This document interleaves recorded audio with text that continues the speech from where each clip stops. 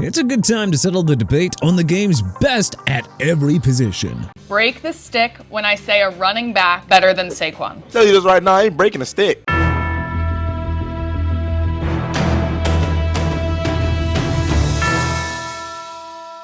Let's settle the arguments ahead of training camp by choosing the best player at every NFL position heading into 2025. Offense. Quarterback, Patrick Mahomes. Mahomes may not always put up the eye-popping stats that we saw in his MVP-winning seasons in 2018 and 2022, but man, that just doesn't matter. The Chiefs have played in 7 straight AFC Championship games since Mahomes became their starting quarterback in 2018. They've won 5 of those games and 3 Super Bowls, including back-to-back in 2022 and 2023.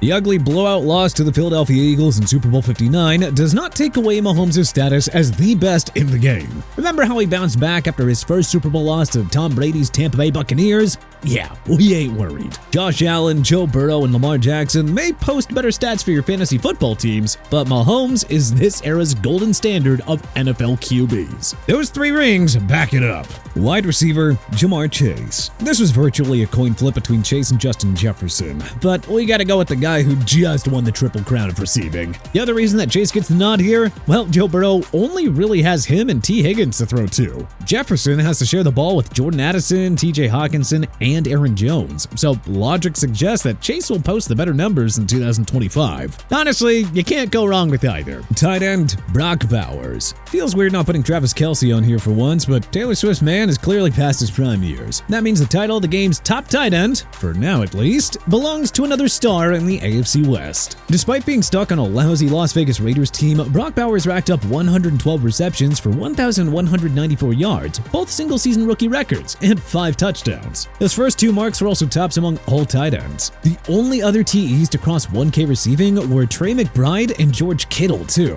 Their rivals are Pro Bowl QB Geno Smith and can't-miss rookie running back Ashton Jeanty means opposing defenses can't solely focus on shutting down Bowers again. As great as his rookie year was, Bowers is in a dang good spot to post even better numbers in 2025. Running back, Saquon Barkley. This spot should not be up for debate. Barkley just had arguably the best running back season in NFL history. 2005 rushing yards, 13 touchdowns, Offensive Player of the Year honors, and 499 rushing yards and 5 touchdowns in the playoffs en route to a Super Bowl 59 championship. And by the way, Barkley and Terrell Davis are the only running backs to rush for 2K yards and win a Super Bowl in the same year. Fullback, Kyle Juszczyk. The fullback position really hardly even exists anymore, so Juszczyk gets a spot by default. He's been named to the Pro Bowl in 9 straight years now and earned his lone first-team All-Pro nod in 2023. The San Francisco 49ers love using him in the short passing game, so Juszczyk is good for 200 or so receiving yards a season. His superb run blocking just makes Juszczyk especially valuable in Kyle Shanahan's offense, too. Offensive tackle, Tristan Wirfs Jr. With Trent Williams missing 7 games last season, Wirfs Jr. cemented himself as the best offensive tackle of 2024. And the best heading into 2025. It feels like Wirfs Jr. just hasn't gotten as much love or attention since Tom Brady's retirement, but he has been equally elite for Baker Mayfield. Center, Creed Humphrey.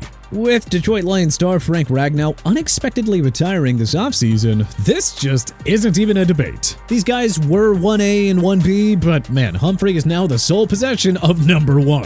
A 3-time Pro Bowler was named a first-team All-Pro in 2024. Surprisingly, the first time in his career. He didn't allow a single sack last year, per PFF, and was their number 1 ranked pass blocking and number 2 ranked run blocking center. There's a small list of centers who are in the Pro Bowl caliber tier, but Humphrey is in a class of his own. Don't be surprised if he occupies this spot for the next 5 years plus. Guard, Chris Lindstrom.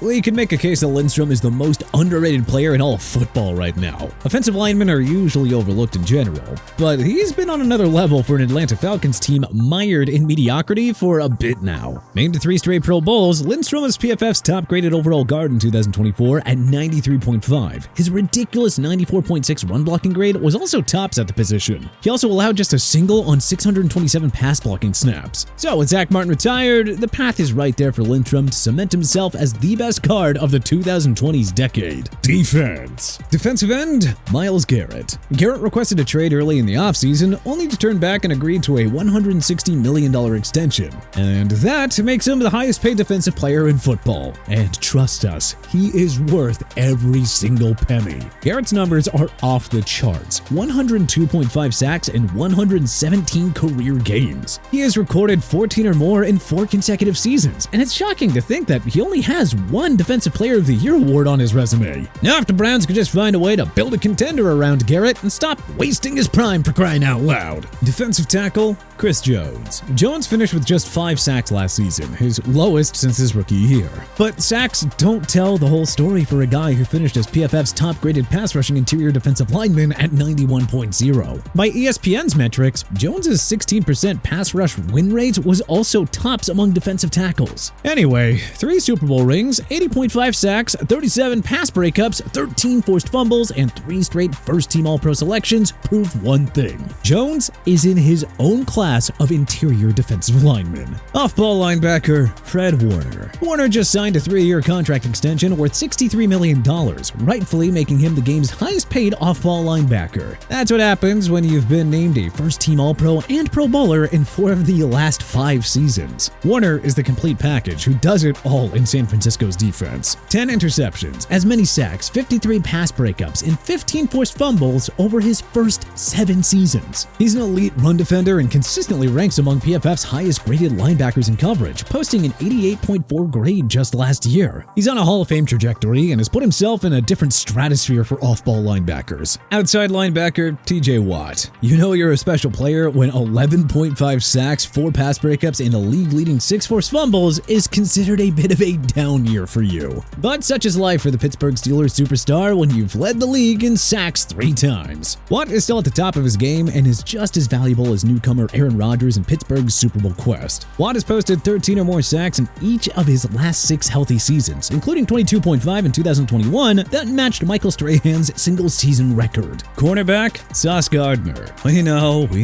Denver Broncos superstar Patrick Surtain II just won Defensive Player of the Year honors. But 2024 aside, Gardner has been the NFL's best pure lockdown corner since entering the league as a rookie in 2022. PFF has graded Gardner in coverage at a ridiculous 91.9 over his first 3 seasons. He has 40 pass breakups in 48 games and has yielded just a 74.6 passer rating when targeted, per Pro Football Reference. Again, you can definitely make a case for Patrick Surtain here. He was the best a year ago, but Gardner's first 2 seasons set himself apart from all the other corners. So, expect him to reassert himself as the NFL's best corner in 2025. Strong safety, Kyle Hamilton. The Notre Dame product has proven to be what everyone had expected. A coach's dream. It's still hard to understand just how he fell to the Baltimore Ravens of all teams at number 14 overall back in the week 2022 draft. But you know, those Ravens ain't complaining, especially with Hamilton developing as the game's premier all-around safety since his arrival. He was PFF's 3rd highest graded safety in 2024 at 90.1, 3rd highest graded in pass rushing, 3rd in run defense, and 5th in coverage. Like, god damn. Does anyone else want to try telling us that there's a better strong safety in the game? What's that? No? Didn't think so. Free safety, Xavier McKinney. The Green Bay Packers signed the ex-New York Giants safety to a lucrative 4-year contract worth $68 million.